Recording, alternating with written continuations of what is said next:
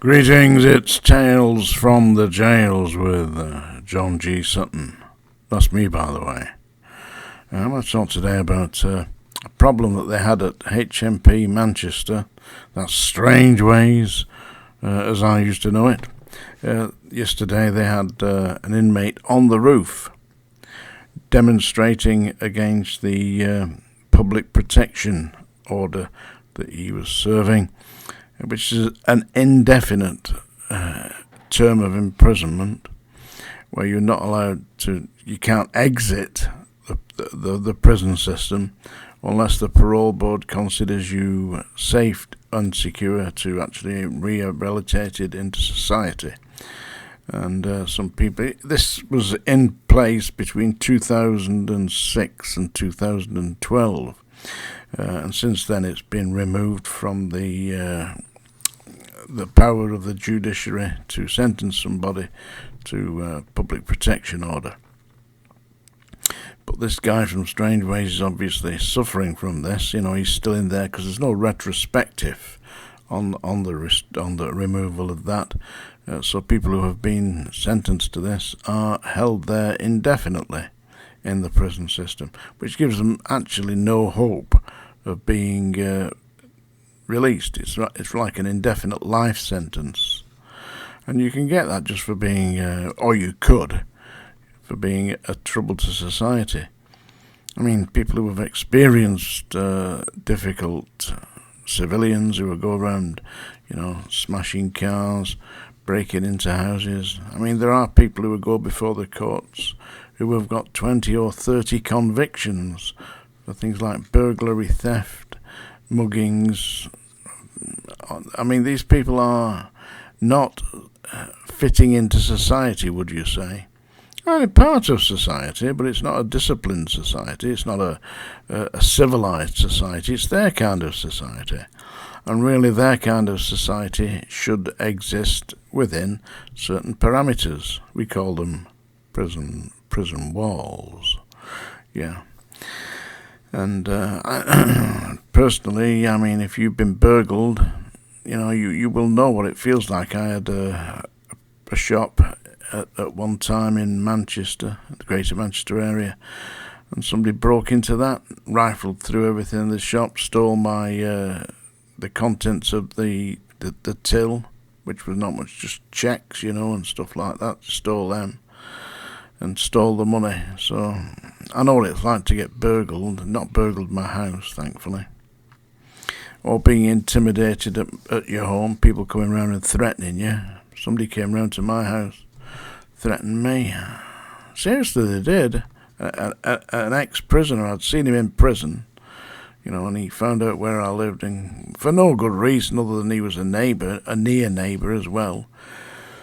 And he came knocking on my door. I said, I'll tell you what, I said, you've got 3 seconds to remove yourself from my premises. Anyway, we didn't get to 3, we got to 1, 2, and then he went, I don't know how he did it, he lifted off like a form of levitation into the road where he collapsed. It was quite amazing, really.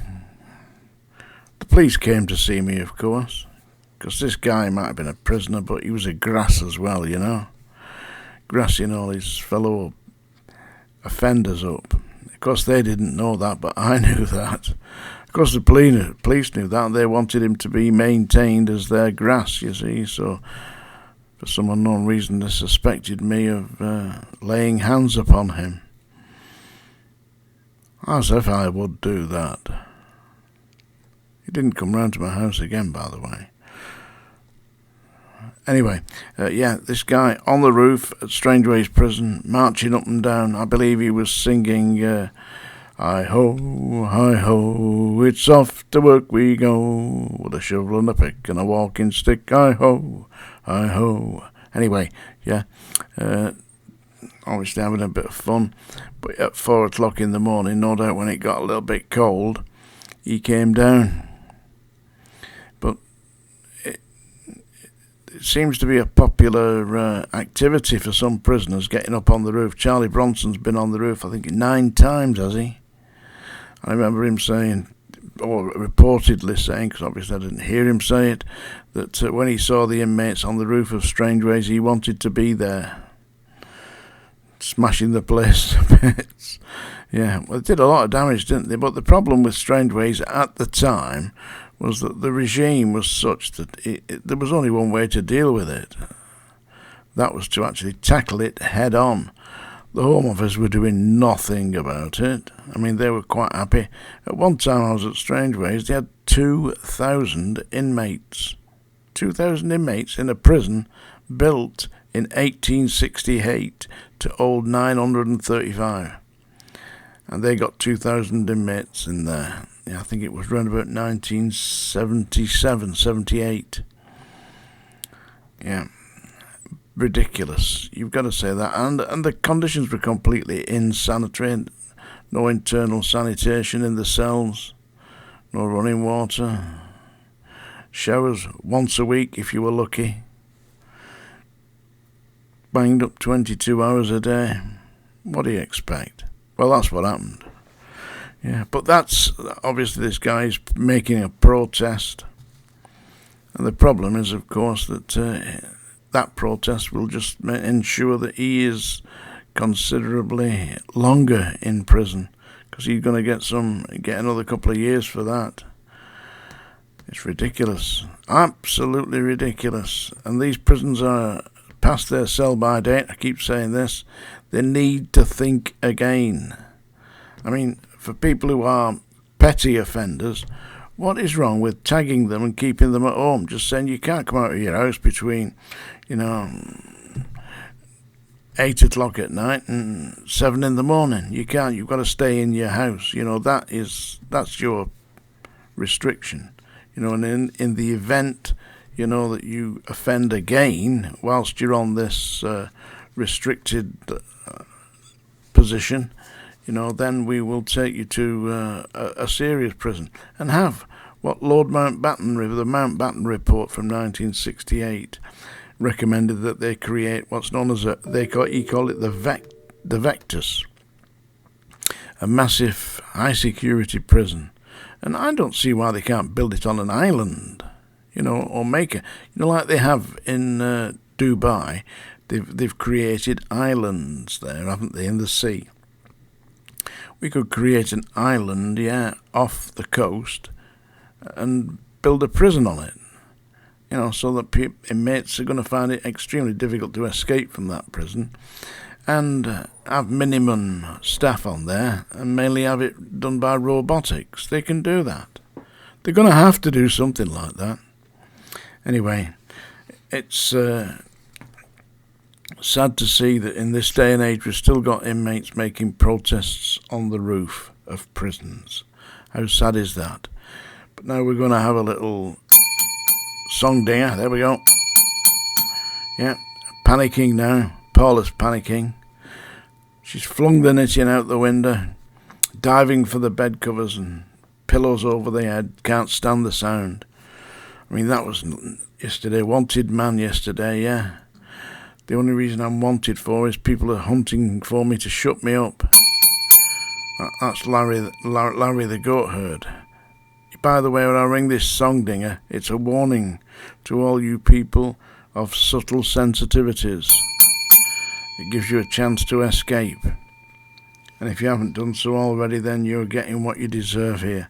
I've got kind of a program here. It's like a karaoke program. They place music behind it, and I sing along. So I'm going to try this anyway. It's a song I'm particularly fond of, "The Sound of Silence" by Simon and Garfunkel.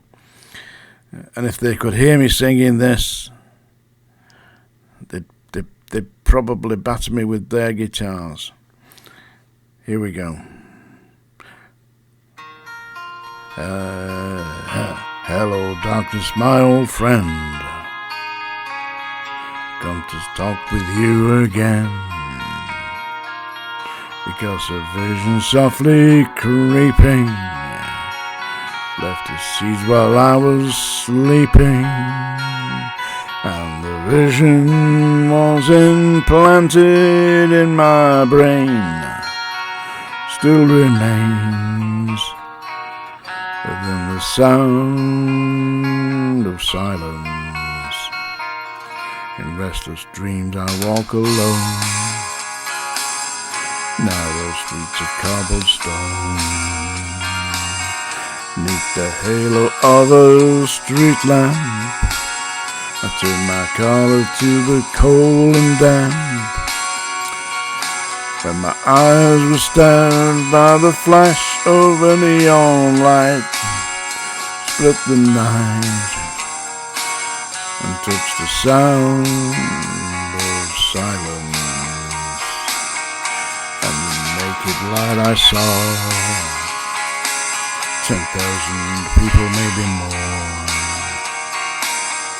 people talking without speaking, people listening without hearing, people writing songs that voices never share. No one there disturb the sound of silence. Fool, I said, it ain't not no silence like a cancer grows. Hear my words that I might teach you. Take my arms, I might reach you. But my words like silent raindrops fell, echoed in the sound of silence. And the people bowed and prayed to the neon god they made, and the sign flashed out its warning in the words that it was forming. And the sign said the words of the prophets are written on the subway walls, tenement halls, and whispered in the sound of silence.